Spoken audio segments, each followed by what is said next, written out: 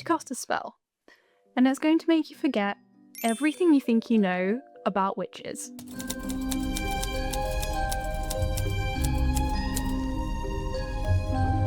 What if I told you that everything that it means to be a woman in the West today stems from that time during the witch trials, when women were burned at the stake for accusations of witchcraft, when in reality they were just a little too outspoken, a little too independent, or a little too knowledgeable. You might think you know the witch as Hermione, as Kiki, even as Wanda or Cersei. I sure thought I did, but by the end of this video you'll understand her more deeply than ever, and I hope that you'll feel a new sense of kinship with her, because she might just turn out to be, well, you.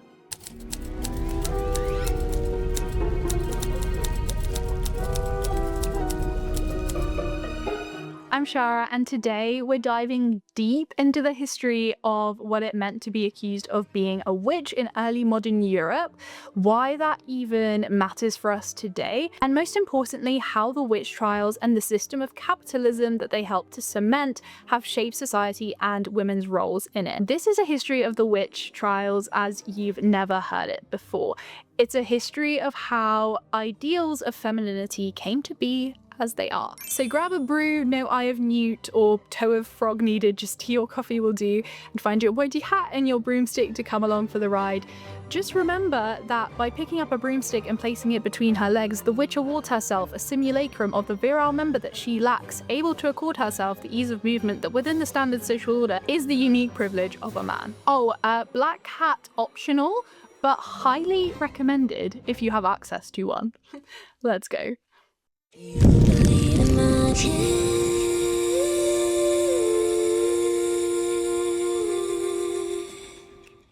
So my partner's a history teacher, and one day he shared with me a lesson that he was preparing about the witch trials in the 16th and 17th centuries.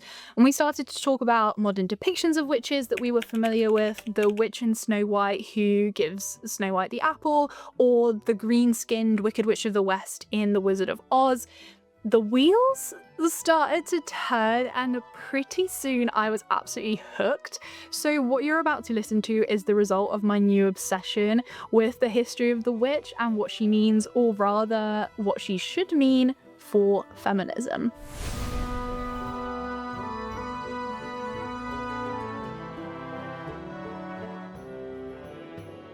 Now, the European witch hunts took place from around the 1400s to the 1800s, and they resulted in the death of between 50 to 100,000 people, though no one can be really sure of the exact total, and 80% of those were women. And the 20% who were men, most of those people were prosecuted for engaging with witchcraft only in relation to their wives, mothers, or daughters who were accused of being witches. That's the first thing that we really need to clear up. So witchcraft was a heavily gendered female crime. Another really important point is that the witch trials served as a key way that capitalism came to be established. I was first introduced to the idea that the European witch trials were the result of the introduction of capitalism through the work of Silvia Federici, who's an Italian-American scholar, writer, and feminist activist, whose work on the witch trials is probably the most cited that I've seen. Her book, Caliban and the Witch, Women, the Body, and Primitive Accumulation, was first published in 2004 and followed up with Witches, Witch Hunting, and Women, which is a collection of essays expanding on the same themes published in 2018 as a follow-up. She underlines the fact that to understand why the witch trials took place, we must understand the economic and social context of the time first. So without wanting to recap all of your school history lessons, here's a refresher. Before the introduction of capitalism, we had a system of feudalism. This meant that the king owned all the land, and he would gift parts of that land to be looked after by lords and by vassals. Vassals being people who provided soldiers for the lord. Most people were peasants, so they would live on the lord's land, and then in return for looking after that land, they wouldn't receive any pay, but they would be protected by the vassal and by the lord. Naturally, since this was a system of exploitation, essentially, it was overturned by the peasants, and that's how we got capitalism, meaning that people started to be paid for the work that they did, and they started to own their own property, and we started to produce things for a profit. Capitalism brought with it an entirely new system of thinking about what value things had, what activities were to be encouraged, i.e. the ones that you could monetize and make profit from. And that came with a whole set of new social norms and ideas which turned out to be absolutely catastrophic for women and laid the groundwork for the witch hunts. In a feudal system, so before capitalism, women's labor, like the laundry, looking after the children, was treated as real work, just like real work that their husbands did, plowing the fields, for example. And women supported each other in a real community. They did their washing together, they looked after their children together, they delivered babies together, and taverns gave them shared, safe spaces where they could speak openly and spend time together. But by the end of the 16th century, obedience to your husband above all else was being enforced by the church, the law, by social policy, and through the witch hunts, which must have been absolutely terrifying for women. So women's social position really started to deteriorate, and suddenly when women got together in these taverns to discuss their husbands, they were labelled as scolds. So in the 16th and 17th centuries, women who were considered scolds actually had to be paraded around town wearing something called a scold's bridle. These were a mix of metal and leather, sort of like a muzzle, and they would fix it to your face, and it had something in it that would press down on your tongue so that you couldn't keep talking and keep nagging your husband. And that thing was also often studded with spikes, so it would actually rip into your tongue if you tried to speak. Whereas in previous centuries, women engaged in a wide range of professions. They were bakers, smiths, ale brewers, and midwives. It was now accepted that women should not work outside of the home. Sound familiar? This is called female deprofessionalization, if you want the fancy term for it. And Federici writes that soon all female work, if done in the home, was defined as housekeeping. And even when done outside the home, it was paid less than men's work and never enough for women to be able to live by it. Marriage was now seen as a woman's true career. If you're like me, you might have thought that before our recent waves of feminism, before girl bosses and working mums, women had been at home, out of the workforce, only taking on those roles of mother and maid and cleaner and cook within their homes with no respect for what they contributed for time immemorial. But that's a real lapse in our education system, actually. Women have not always been treated like the work that they do isn't valuable. They weren't always constrained to the realm of the home and to housekeeping and to baby making. It's the capitalist attitude towards labour and what counts as productive for society that has pushed women into their homes, closed the door, shut them out of these professions that they actually used to be experts in, and removed them from those spaces and from that knowledge that they used to possess. As women got kicked out of these professions, if they wanted to make money, the only way was prostitution. But again, since we only wanted women's bodies to be used to create babies and look after them, sex work was also banned in the 16th century. So with that profession also now off the table, women had no way to make their own money. They had no choice but to retreat to their homes, and the housewife was born. Methods for taming women and managing their insubordination became popular in social policy. Women started to lose their rights, they were infantilized and treated as dumb and useless to manage their own affairs, so of course men had to manage them for them. They were seen as inferior to men, emotional, and interestingly unable to control their own lust and govern their own sexual urges. The most famous text linked to witch hunting, which is actually the book that has sold the second most copies in the world, ever after the Bible. It's called Malleus Maleficarum, or the Hammer of the Witches. It really cemented the relation between a witch and being a woman, claiming that women were more prone to witchcraft because they had this insatiable lust, which they used to lead men astray and undermine them and steal their souls, whilst Martin Luther and other humanist writers claimed that it was because of our mental and moral weakness that we were more prone to witchcraft. Either way, women are just inherently evil in this period. What's interesting is that stripping women of their rights, controlling them, and by extension hunting them as witches, it really united people of all religious and secular views under this one lovely agenda. Federici tells us that from the pulpit to the written page, humanists, Protestant reformers, Counter-Reformation Catholics all cooperated in the vilification of women constantly and obsessively. It's always nice to see people united over misogyny, isn't it?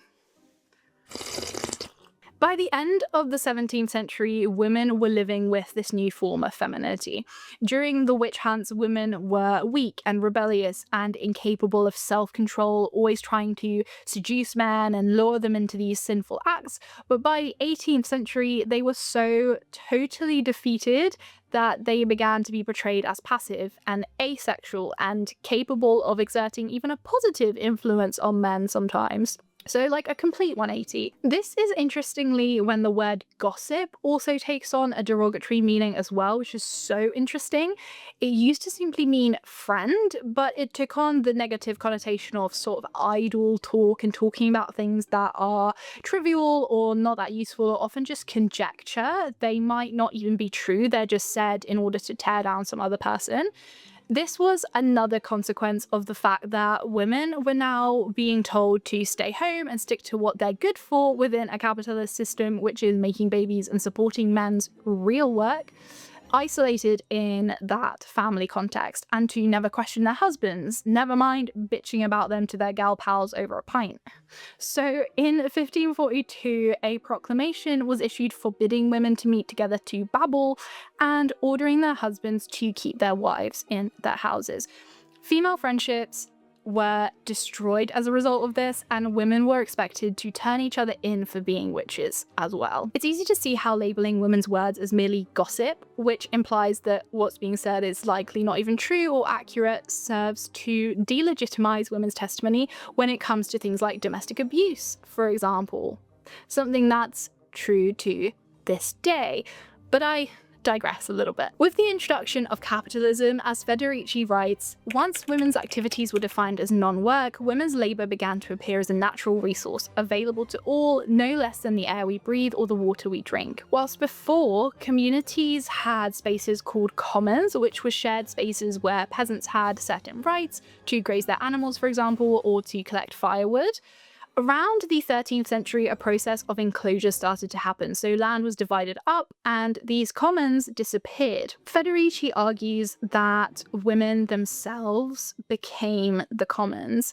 Their work became defined as a natural resource that society and men could just help themselves to whenever they wanted, as a way to further the aims of that society. This is something that another prominent author of the witch hunt, Mona Chollet, talks about in her book In Defense of Witches, Why Women Are Still on Trial. I love this book. She talks about this in relation to how we still treat women as if their bodies belong to everyone but themselves.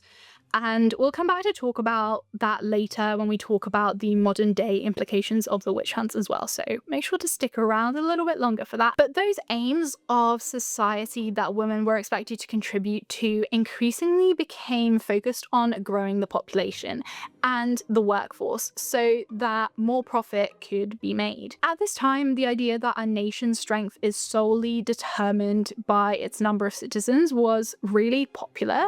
So how do we grow the workforce and the number of citizens that we have? By restricting women's reproductive freedoms, of course. Population decline in the 16th and 17th centuries in particular led to strict controls over women's bodies. So celibacy, birth control, any form of sexuality, including homosexuality, which was deemed as not for the purpose of procreation, was penalized, and marriage and having babies were incentivized. And so women who had committed so-called reproductive crimes like abortion, they had to be punished.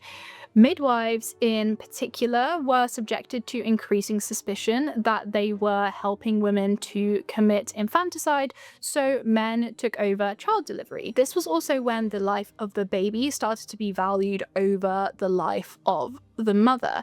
Women's wombs became sort of public territory, controlled by men and controlled by the state. If any of this sounds really familiar, I'm not surprised at all. It sounds a lot like what we're currently experiencing in this era of post-Roe versus Wade, as abortion is becoming illegal in several states of the US, for example.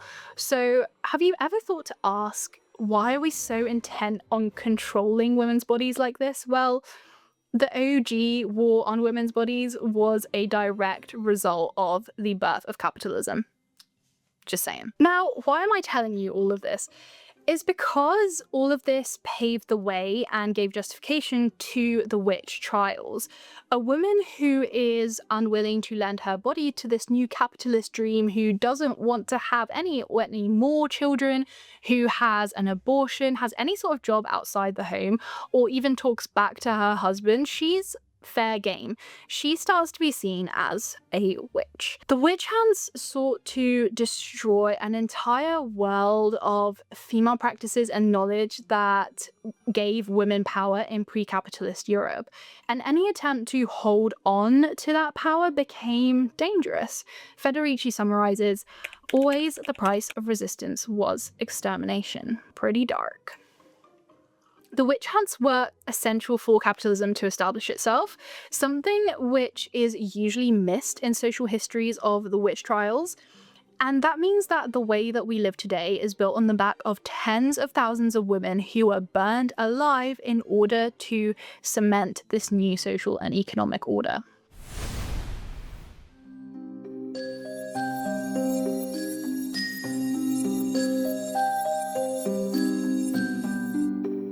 The biggest myth surrounding the witch trials is that women accused of witchcraft had actually committed the crimes that they were accused of, that they had actually cast some kind of hex on their neighbor that made all of their crops die, or that they had killed that child by casting some evil spell on them over a bubbling cauldron.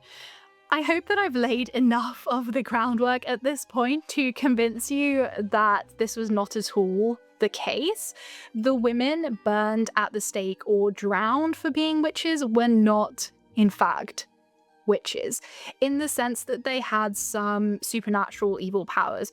They were simply women who had too much power, a little bit too much independence, were too outspoken, and would not submit to the new capitalist order and hand their bodies over and their labor over to men and to society's goose chase for profits. The often quoted slogan, "We are the granddaughters of the witches you could not burn," is also really misleading for this very reason, because of this massive misconception that the people that were accused of being witches were in fact practicing witchcraft, rather than just innocent victims. So remember that the next time that you see that phrase on a t-shirt surrounded by some daintily illustrated phases of the moon. So how did the witch hunts actually work? Who was accused and what were the consequences? What was the law surrounding the witches and how to find them?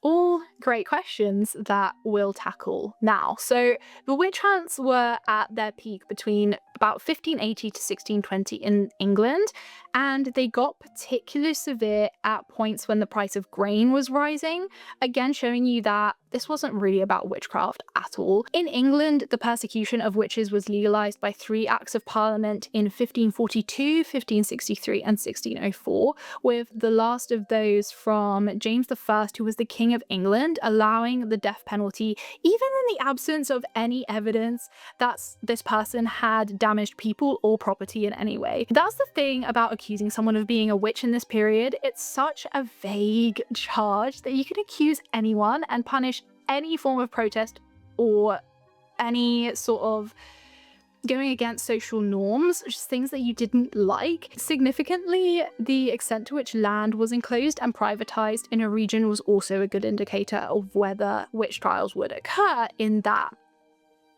area. People were encouraged to actively report suspected witches, and the authorities went around educating people about the signs that they should look out for when hunting witches. One of the first uses of the printing press, in fact, was to spread news of witch trials and to spread depictions of witches as well, like the contents of the Malleus Maleficarum, for example.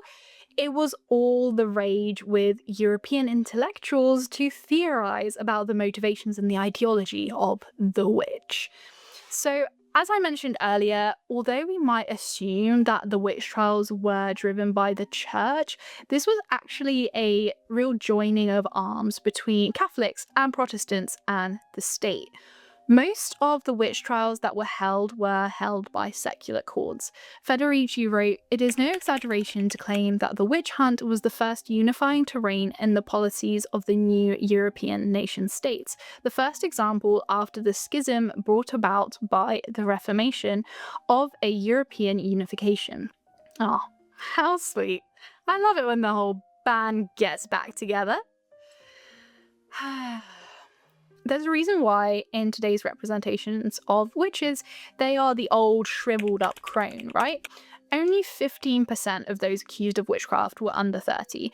Most were much older. And this is a key detail because it really highlights the fact that the witch trials were an attack on anything that was deemed anti-fertility. And what could be more anti-fertility vibes than an old sterile woman who could no longer have any children? Like, what use is she to capitalism? And if she still displays an interest in sex, then she especially must be a witch, right? These women were often old, struggling widows who were struggling to feed themselves. The stories would go that they would become a nuisance because they were begging for food from their neighbours, and when they were denied, they delivered a curse, and as a result of that curse, a well would dry up or a child would die. Women who were healers were another natural target for witch hunters. These so-called witches were actually as close as you could get to scientists in this time. They knew more about mussels and drugs and herbs than the actual physicians of the day. Matilda Joslyn Gage, who was a suffragist and the first to write a feminist history of the witch trials called Women, Church and State, wrote that we have abundant proof that the so-called witch was among the most profoundly scientific persons of the age. So there you go. These healers also tended to be older because they'd amassed this big bank of knowledge to be able to treat the people in their communities. One of the things that I find so sad about the witch trials is that we have this real loss of a lot of ancient knowledge and deep understanding of the art of healing. All of this was lost, along with other types of knowledge that women used to pass down through generations. Women's worlds used to be full of these rich tapestries of generational knowledge, which just disappeared because of the witch hunts and capitalism. So a witch could be an old widow, a beggar, a healer, a midwife, but she could also be a prostitute or an adulteress, in line with what we spoke about earlier. Women are seen as inherently lusty in this period. In these trials, being of ill repute was evidence of guilt. And on top of it being the case that it was mostly women who were accused of witchcraft, the way that they were treated was incredibly misogynistic. They would be stripped naked, completely shaved, and sometimes raped, and it was investigated whether they were virgins, and they were also pricked with these long needles to search for the devil's mark on their bodies. The devil. Now, he is a key character in this story. A very common accusation was that these witches had taken the devil as a husband, had sex with them, or had sacrificed children to him. Apparently, there was legit intellectual debates by academics in the 18th century about whether the devil could actually impregnate a woman. Witch hunters seem to be both terrified of and absolutely obsessed with female sexuality in equal measure. They would ask suspected witches what the devil's penis looked like, and there were stories of witches stealing men's penises and hiding them in birds' nests. According to the Malleus Maleficarum, there are 7 ways which women act as witches. First, by inclining the minds of men to inordinate passion. Second, by obstructing their generative force. Third, by removing the member accommodated to that act. Fourth, by changing men into beasts by their magic art. Fifth, by destroying the generative force in women. Sixth, by procuring abortion. And seventh, by offering children to the devil. So at the same time, we're luring men into having sexual relations with us, but then also stopping their penises from working, because that makes sense. According to the classic paradoxical nature of being a woman that we are still familiar with today, that's captured brilliantly by the Barbie movie's famous speech, of course, every behavior and its opposite could be used against you when you were being accused of being a witch. If you miss Sunday Mass too frequently, you're a witch. If you never miss Sunday Mass, that's also suspicious, and you're a witch. Aligned with the fact that witches were women believed to be going against the new norms of sexuality and reproduction, it was said that women would eat children during the witches' Sabbath. So this was a gathering of women in the woods. Witches in the woods, when women would leave their sleeping husbands, jump on a broom, which of course represented the power that came from male genitalia that they could not have, and they would meet up to cast spells, to meet with the devil, and so on.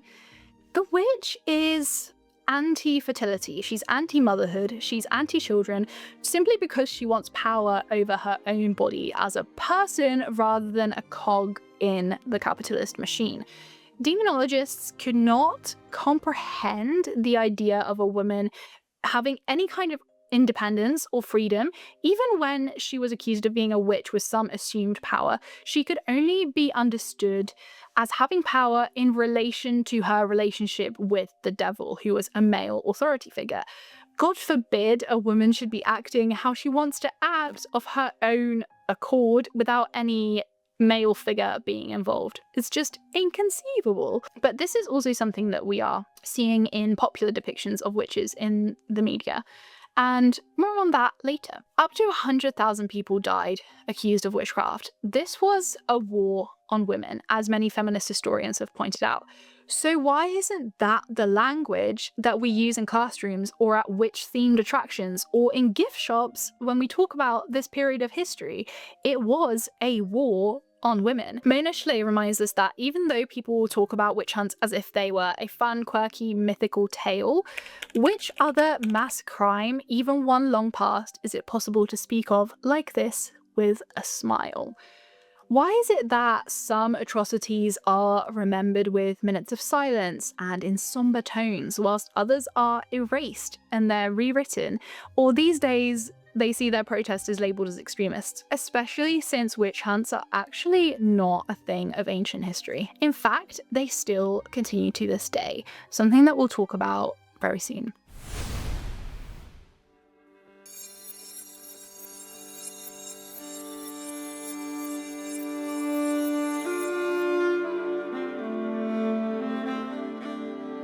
Before we start to draw that line from the witch trials to modern day depictions of witches and how the legacy of witch hunts still affects women today, there's one more piece of this history that I want to address, because it too is becoming increasingly relevant for us once again as the impacts of the climate crisis worsen.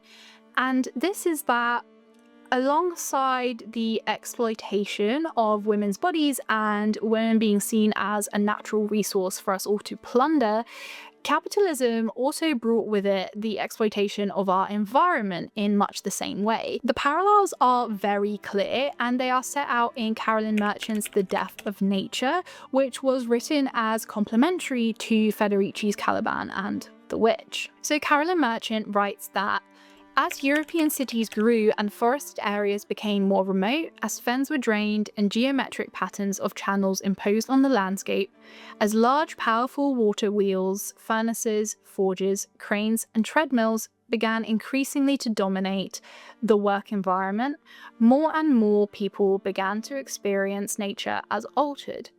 and manipulated by machine technology. A slow but unidirectional alienation from the immediate daily organic relationship that had formed the basis of human experience from earliest times was occurring. Nature had to be tamed.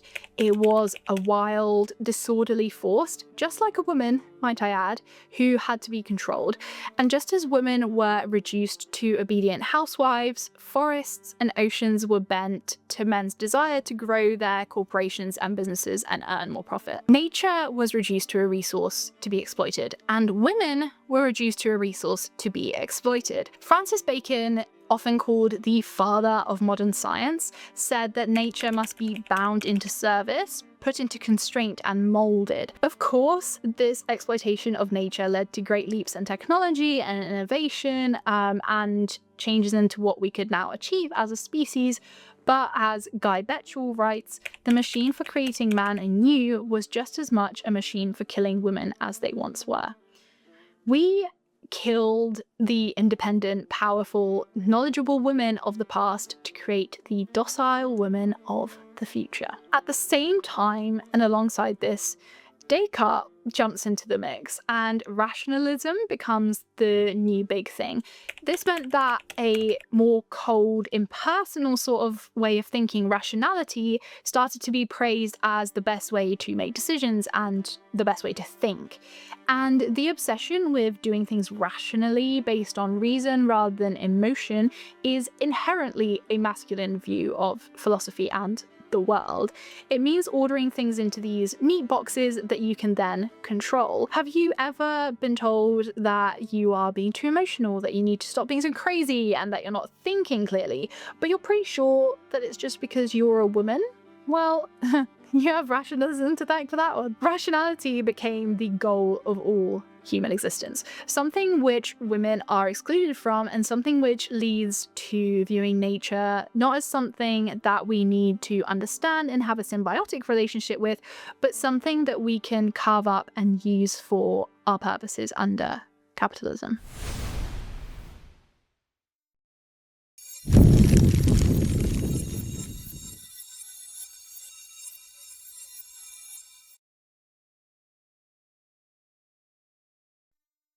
Until the feminist movement, the centering of women's experiences during the witch hunts was basically non-existent. The claim that the witch hunts had a misogynistic element and dynamic was dismissed, and victim blaming was all the rage. Feminists were quick to recognize that hundreds of thousands of women could not have been massacred and subjected to the cruelest torture unless they posed a challenge to the power structure, as Federici writes. Feminists realized that the witch hunts were a turning point in our history, which we must return to understand why our current institutions are sexist and misogynistic. Because we still live in capitalist societies and the key ideology of capitalism has not shifted, should we really be surprised if women are still being discriminated against, abused and shamed for the very same thing that a few hundred years ago would have led them to be accused of witchcraft?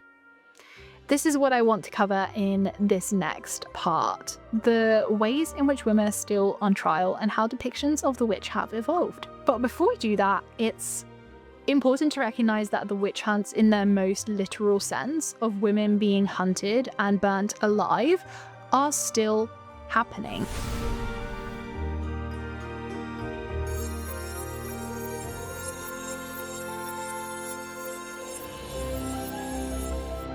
Witch hunts still exist, particularly in Africa and Latin America.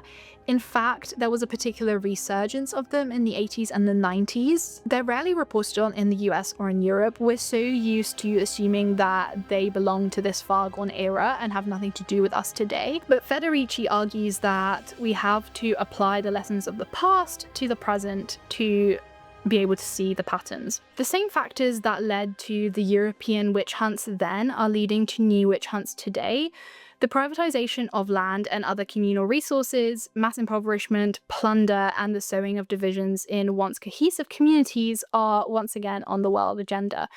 And around the world, witch hunting accompanies the decline in the status of women, which is brought about by the rise of capitalism and the intensifying struggle for resources. In Tanzania, more than 5,000 women a year are murdered as witches, and there are also reports from Nepal, from Papua New Guinea, from Saudi Arabia, except today witch hunting manuals can be downloaded from the internet, and footage of murders of witches can be freely shared, just like with the advent of the printing press, which allowed the Malleus Maleficarum to spread so quickly. Knowing that misinformation spreads so much faster online than the truth, and how our algorithms create these echo chambers around us, it's no surprise that the architecture of our online lives just fans the flames of movements like this.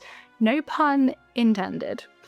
As an aside, and something that I can't explore in too much detail here, there are really strong parallels between the fate of Europe's accused witches and also the fate of Europe's colonial subjects, such as Native Americans and African Americans, particularly when we look at the slave trade. The ideologies around witchcraft and around racism, they developed in parallel, with Black people being portrayed as the devil. The parallel also exists when we look at how witches were associated with bestiality, being able to turn themselves into different animals, a lot of the time toads, and people of colour being treated as animals and property to be owned.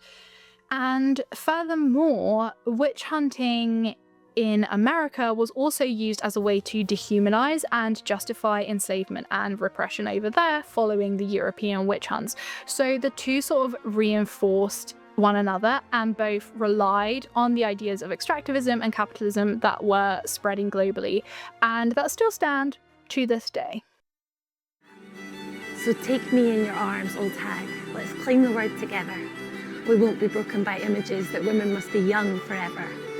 Gather your hags around, dear one, and I will bring mine too. We'll stoke great fires together and be guided by the moon. Call me a hag, I dare you. I delight in all it means, for in my eyes are burning bright lights of power, and from me it beams. They're scared of all our knowledge, the secrets we might possess. We claim the hag, both old and young, won't be made to feel we're less. That is an excerpt from the spoken word piece A Poem for All the Old Hags by Sarah McGillivray. You see, we might think that for us in England or in wider Europe or in the US, the witch trials are far behind us, and we would never dream of mistreating people like that today, especially based on such little evidence or just because someone went against some perceived social norms. Right? Well, the entire argument in Mona Chalet's book In Defense of Witches is that that is far from the truth. First of all, we have to acknowledge that a capitalist economy has to resort to policing and regulating the workforce, and keeping a tight grip on reproductive rights is therefore in its favour. As long as we live under capitalism, it's possible that women will never be allowed full and total control and autonomy over what they do with their bodies, because it just doesn't serve the system in terms of the work that they do or in terms of their sexuality. Mona argues that just as back then the female body was turned into essentially public property, modern medicine still treats women in a similar way. She says that no matter how many advances societies make, they cannot help but treat women in the same predictable ways. She talks a lot in her book about how the childbirth process, for example, is controlled by men in ways that actually aren't helpful for women. The classic position for giving birth, where you lie on your back with your legs up in the air, for example, is really not that helpful for pushing a baby out. Plus, the stressful environment of the hospital spikes women's adrenaline, which counters their production of oxytocin, which should help to create contractions. And then we give women more oxytocin, but that just messes with their contractions and they just end up in more pain. Marie-Hélène Lahaye, in her book Birth, Women Deserve Better, suggests that women should just be left to get on with it and follow the natural instincts of their bodies when it comes to childbirth. But beyond the realm of childbirth, which, remember, women did actually used to be in charge of before midwives started to be suspected of being witches, we also have to remember that the removal of healthy ovaries was common in the 1870s, way after the witch hunts, to make women less challenging and to treat undisciplined behavior. In the 1960s, lobotomies were still carried out to cure depression. And get this, the last registered clitorectomy in the US was carried out in 1948 on a girl of just 5 years old. The philosopher Mary Darley goes as far as to say that gynecology as a discipline is simply a continuation of demonology from during the time of the witch trials. The rise of the wellness industry, which is largely for women and by women, can be interpreted as an alternative to the male-dominated world of medicine, which tries to control women's bodies and actually regularly tells us that we're just making things up or overreacting and sending us home without a true diagnosis of conditions like the incredibly painful condition of endometriosis for years. At least the wellness space treats women's bodies as the default. Of course, spaces that claim to heal you and improve your life can really easily prey on vulnerable women when they are at their most desperate, and there's plenty of that in the wellness space as well, selling back to women the very things that are also a product of the patriarchy, such as the need for a slim-toned body to be seen as attractive. Staying in the realm of medicine for a second, the criminalization of abortion is very clearly another thread that runs from the witch hunts all the way to the modern day. Across Europe and the US, there are varying degrees of bans on abortions, but increasingly in the US, women's autonomy over their own body is being chipped away at. But what's even more interesting is that the inconsistency of the so-called pro-life movement has also stayed pretty, well, consistent. Witch hunters, whilst punishing women who were suspected of having abortions, also did not hesitate to torture women suspected of being pregnant outside of wedlock, for example, or to force children to witness their parents suffering when they were being persecutors, witches. Mona Chollet writes that there is nothing more deceitful than the pro-life label assumed by militant anti-abortionists. Today, those who call themselves pro-life are also often in favour of the death penalty, and in the US, the free circulation of guns, and they don't channel their ethics into protesting against things like war or the climate crisis, which is killing so many people. So just like pro-life isn't really pro-life at all today, being pro-life as a reason to hunt witches was never really about being pro-life, but control over women's bodies. Surprise. Also, in the group of women who want autonomy over their own bodies, we have women who choose to be childless, women who choose to remain single, or on the other hand, women who have sex often or openly talk about enjoying sex. My word! In the same way as these attributes were punished by witch hunters, we still punish women today for these characteristics.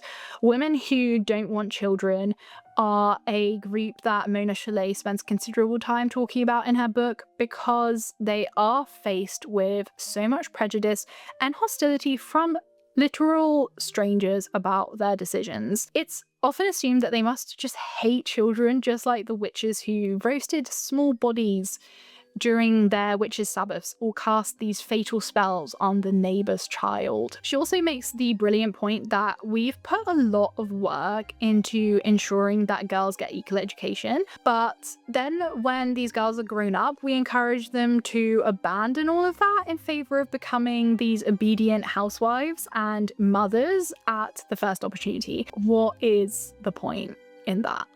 Similarly, women aging is still seen in a negative light. They are seen as ugly, shameful when they age. They should do everything in their power to make themselves look younger, inject various substances into their skin, and then lather more on top to smooth all their wrinkles and also dye their hair, obviously. The old cat lady trope is alive and well, though perhaps that is being reclaimed a little bit by feminists today.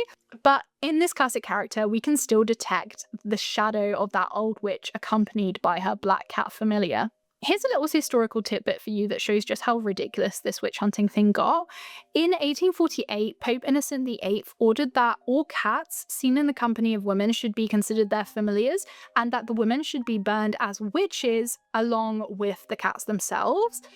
Not only is this ridiculous and vile, but also it led to the rat population getting out of control, which of course was then also blamed on the witches. Incredible. The final thing I want to touch on in this chapter is that whilst a lot of what I've spoken of might be dismissed as progress because they now amount to mean comments on social media as opposed to literal burnings of women, firstly I'd say remember that literal burnings of women are still taking place, but also, as Mona Schley writes, the death penalty for women who wish to be free has in a sense been privatized. When a woman is killed by her partner or ex-partner, it's often because she has left the partner or announced her intention to do so. Just sit with that for a second, because I keep coming back to that particular sentence ever since I first read it. The persecution, hunting, killing, shaming of women has not gone away, it's just been privatized. And the growth of incel communities online is a very worrying, real example of this. Witch hunters feared the idea of an independent woman. The only way that they could comprehend a woman wanting to be independent is if she was being controlled by the devil, making her not truly independent, but still under the control of a masculine figure. And whilst we are more open to women being independent today, many people still consider a single childless woman to be somehow just wrong, and a woman who would rather escape a bad relationship than stay in one to satisfy that societal demand for a male partner, she still runs the risk of being murdered for that choice. In the introduction to In Defense of Witches, written by Carmen Maria Machado, who's also an American author, it summarized that every possible decision modern women make or role that they occupy outside of the most rigorous and regressive can be tied to the very symptoms of witchcraft. Refusal of motherhood, rejection of marriage, ignoring traditional beauty standards, bodily and sexual autonomy, homosexuality, aging, anger, even a general sense of self-determination.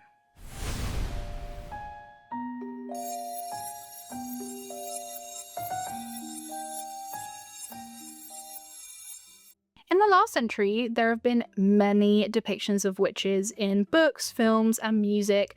But as feminism has evolved, the tales that we see in the media of witches have evolved too. We've moved away from the Disney witches as evil old hags who are these nasty side characters to entire TV series of young, glamorous witches who are self-reliant and powerful, defining themselves by their own actions rather than in relation to other people as being mothers or wives or queens or as being villains. Bewitched, Charmed, Sabrina's Teenage Witch, they all center on the witches themselves as the main characters and present them in more positive ways. Then of course there's Harry Potter too, where magic can be used for good or for evil. Retellings of the tale of Circe, the sorceress from Greek mythology, is another really good example. She is famous for turning men who come to her island into pigs, but in the retelling by Madeline Miller, she presents Circe as a victim to men coming to her island to abuse her and to steal from her, and she uses her magic to turn them into animals as punishment for those very real crimes. I love that book, by the way, go check it out. In a fantastic video essay titled How the Witch Became a Feminist Icon and How It Failed by the YouTube channel The Book Leo, the creator Leonie goes into depth about the representations of witches in modern media. She presents these depictions as akin to fantasies for women. You know this thing that tens of thousands of women have been accused of having and were burned at the stake for? What if we actually had it? It's kind of thrilling to imagine that, and imagine that we could have the power to rival men, and to think about what that would mean for our societies.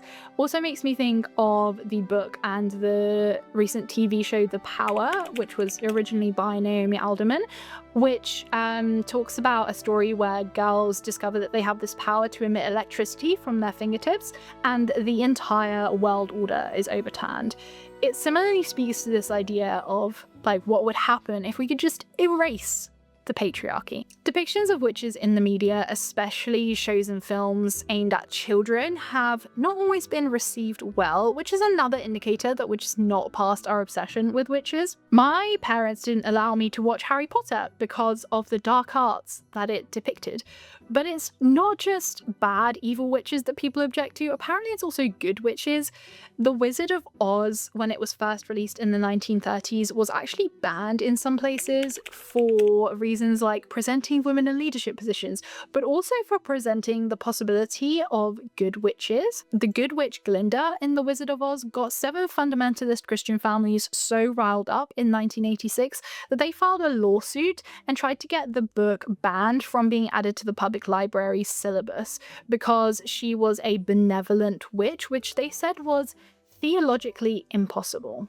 A wider analysis of witches in the media could go way further and cover everything from Macbeth to Roald Dahl's witches and Kiki's Delivery Service, but sadly I don't have time for that here. But something that we definitely have to talk about is witches and music. Particularly in the last few months, I've seen accusations leveled at both Olivia Rodrigo and Taylor Swift for witchcraft. This is not a joke. People are literally up in arms about these two singers being in leagues with the devil himself. In March 2024, Olivia Rodrigo was dubbed the High Priestess of Child Sacrifice by the anti-abortion crowd. See, they pop up everywhere because she was handing out Plan B morning after pills and contraceptives at a concert in Missouri, where abortion is currently prohibited for any reason except for medical emergencies. As for Taylor Swift, in January 2024, the Economic Times wrote a piece about how a guy called Father Dan Rehill has accused the singer of performing witchcraft and attracting demons to her concerts. And the American Christian YouTube creator Spencer Smith made a video about a month ago, which has 140,000 views, all about how Taylor Swift is a witch, and he told followers that if they let their children listen to Taylor Swift or attend her concerts, then, I quote, they are out of their minds, as if this is the biggest issue that is facing kids today. Yes, this is the thing that parents should be teaching their kids and really focusing on, rather than how to reverse the centuries of damage to the planet to stop it from becoming literally unlivable. Anyway, the extra revealing thing on that video was just the hundreds of comments underneath that were agreeing with Spencer. If this is how far we've come since the witch trials, then it's not far at all. Something I think muddies the waters and causes some confusion about the history of so-called witches and witch hunts today is that there is a resurgence in the number of people still identifying as real witches, taking up the Wicca religion, or simply just doing witchy things, like becoming interested in things like tarot readings or astrology. There's also a clear rise in trends like manifestation and the law of attraction. I'm seeing this coming up with a lot more influences, this sort of spiritual alternative way of viewing the world. I have a theory that a lot of this might be tied to our increasing awareness of the ways that capitalism and the constant grind culture and the pressure to always be productive and go faster and faster and faster are harming us. People are looking for ways of slowing down, returning to nature, to the things that capitalism can't contend with, just like it can't control magic. Because if it can't be controlled, then it can't be exploited, right? So it has to be eradicated. We are realizing that the one way of viewing the world and moving through it that we have set up as the norm is actually no longer fit for purpose. It's destroying the planet and it's leading to more and more inequality. So why shouldn't people go looking for alternatives that could be better for them? Feminists have reclaimed the word witch as well, in sometimes very disruptive ways. Pam Grossman, who is a practicing witch and the host of the Witch Wave podcast, said during an interview in the New York Times, when asked why feminism is embracing the witch as a symbol, that the witch is a feminine archetype who has authority over herself. She has power on her own terms, and because of that, she is, I believe, the ultimate feminist icon. In 1992, the televangelist Pat Robertson infamously proclaimed that feminism encourages women to leave their husbands, kill their children, practice witchcraft, destroy capitalism, and become lesbians. To which many women responded, where do we sign up? One example of women mobilized under the banner of the witch is the WITCH movement, which stands for Women's International Terrorist Conspiracy from Hell. Not one that I think my mother would be proud of me joining. In 1968, on All Hallows Eve, they decided to dance around the outside of the stock exchange in New York, incanting and proclaiming the decline of certain stocks. And they've done loads of other kind of disruptive protesty stuff like that as well. As for real life witches, the BBC Sounds podcast Witch gives you a really fantastic insight into that world, hosted by India Rackinson, who talks to practicing witches about a variety of different topics. In one episode, she speaks to a witch who offers consultations to major brands as a psychic to help them avoid mistakes and make really big decisions for a lean £10,000 a pop. Speaking about the recent rise in the interest in witchcraft, the women that she speaks to seem to agree that the pandemic has led to people getting back in touch with nature, finding themselves, and that this path has sometimes led them to an interest in witchy things. When things get bad, people turn to alternative solutions, and 2020 was the year that things got real bad for a lot of people. Of course, you might be thinking, like, hold on, aren't these people just calling themselves witches in order to exploit people and make them part with their hard-earned money? Like, isn't all of this a scam? Well, certainly not to the women who genuinely believe in their powers of healing or premonitions. But of course, where there's capitalism, there's the exploitation of trends, and that's what our final chapter will cover next. But before we go there and wrap all of this up, we should acknowledge another important duality here. On the one hand, there are countries where literal witch hunting is on the rise, where innocent people are being killed on the charge of witchcraft, and there are organizations like the Advocacy for Alleged Witches in Nigeria, for example, which are trying to raise awareness and educate people and rehabilitate the victims. For these organizations, talking about real-life witches who practice Wicca today is unhelpful. As I said earlier, it sort of muddies the waters. In order to stop people being hunted in these countries as witches, people need to understand that people are not flying out of their homes on broomsticks at night, that those people just don't exist. But at the same time, people who do identify as witches in other parts of the world are also fighting against persecution for their beliefs and their lifestyle too. In both cases, the message is like, leave women alone, but the nuances I think are pretty important.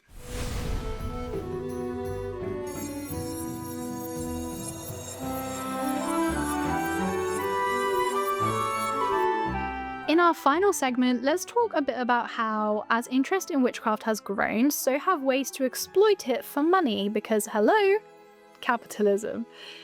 The witch aesthetic has definitely become a trend. Around prominent sites of witch hunts, there are now gift shops which have commercialized the history of the witch trials and made it into a marketing tactic without really acknowledging or addressing the real pain in the history or how it's impacted our lives to this day. This is actually the very reason why Silvia Federici decided to write more about the witch trials in the essays that followed Caliban and the Witch. In Witches, Witch Hunting and Women, she writes, on plates, towels and coffee cups, as well as on the many dolls on sale for tourists, an ideology and a distorted history are propagated that will shape the imagination of new generations for years to come. So she urges that we cannot let the history of witches be buried in silence unless we want our destiny to be repeated. And she wants young feminists to not simply reclaim the title of witch for themselves as sort of an act of rebellion without pausing to think about the history and what it meant for women back in the 16th and 17th centuries to be called witches by other people. Carmen Maria Machado, again writing to introduce Mona Chollet's In Defense of Witches, writes, "Nowadays, witches have become a neoliberal girl boss style icon. That is to say, capitalism has gotten a hold of her. And like so many things capitalism touches, she is in danger of disassociating from her radical roots. What could have once gotten a woman killed is now available for purchase at Urban Outfitters. Within limits, of course. You can sell her crystals, but refuse to pay her fair wages." I love that. It so beautifully captures this full circle moment, right? As we've seen, capitalism literally asserted itself through the witch trials. It has the witch trials to thank for its birth and its growth to take over so much of the world, at least in part. And now again, it's benefiting from commercializing the image of the witch that it's created and is now selling back to us, but only in this very specific, restricted way. Just like with so many trends facilitated by TikTok these days, capitalism will take something, compress it, take out all of the nuance and the history and the philosophy out of it, and then sell it back to women in this much shallower form. I spoke a lot about this in my video essay about the Year of the Girl that was in 2023, so check that out if you'd like to go deeper into that phenomena after this. That phenomenon after this. The witchy trend now has these virtual aisles on Etsy, it has hashtags, it has superfoods, it has essential oils and cheap crystals and candles and spellbooks and clothing where you've got the cycles of the moon and arcane and like occult symbols. Of course, many of them also say we are the granddaughters of the witches that you could not burn, which, as we've said, is just a misrepresentation of the historical facts. But we don't care about that because it's all in the name of business anyway. I love this quote from Mary Darley. She says that patriarchy has stolen our cosmos and returned it in the form of Cosmopolitan magazine and cosmetics. The last part of that is particularly interesting because have you ever thought about your skincare routine or putting on makeup as a ritual? It's certainly similar to mixing potions, and in particular ones that are touted to encourage healing and have anti-aging properties. An interesting one for you to take away and think about. Now, for the people who do consider themselves witches, is it wrong to try and make money with their gifts and with their powers? Pam Grossman tells the New York Times, "I don't think there is anything wrong with people making money and sharing their talents or gifts or being of service. That said, there are certain people who are jumping on the witchcraft trend. They are selling items saying they are spiritual without any of the work or intention put into how those items are made." And in India Atkinson's podcast, Witch, a whole episode called Palms of Silver is dedicated to this topic as well. She speaks to author Alice Tarbuck, who reveals that in the case of crystals, for example, there is no form of licensing and no regulation, no record of who dug them up or what ecological impact those crystals have had. Then they are sold to vulnerable women with these really bold claims that they will cure all and guard against all evil, when in reality, you just can't cure cancer with a 3-pound rock. There are plenty of scammers in this unregulated industry who are offering these witchy services too, which gives those with the genuine intentions a bad reputation by association, of course. And again, this kind of bad press for witches feeds the misunderstandings about the history of the witch trials themselves and who these women really were. They weren't scammers or in leagues with dark evil forces. They were just women trying to be themselves.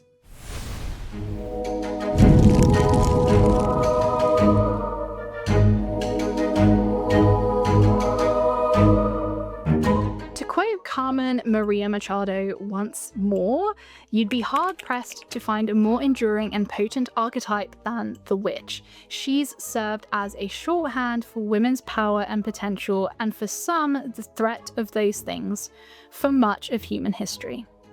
I really hope you've enjoyed this journey into the fascinating, nuanced, and painful history of the witch trials and their lasting legacy. If nothing else, I hope that the knowledge of what has come before to pave the way for the ways that women are still unable to live their lives to the fullest will empower you to stand up for those women who do choose to be single, who do choose to be childless, who want to be independent, and for elderly women, for women who are confident in their sexuality.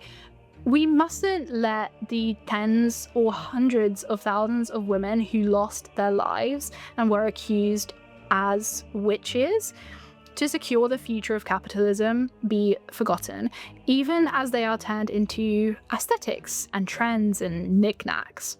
So, ding dong, plot twist, the witch is still alive, but today we call her a feminist.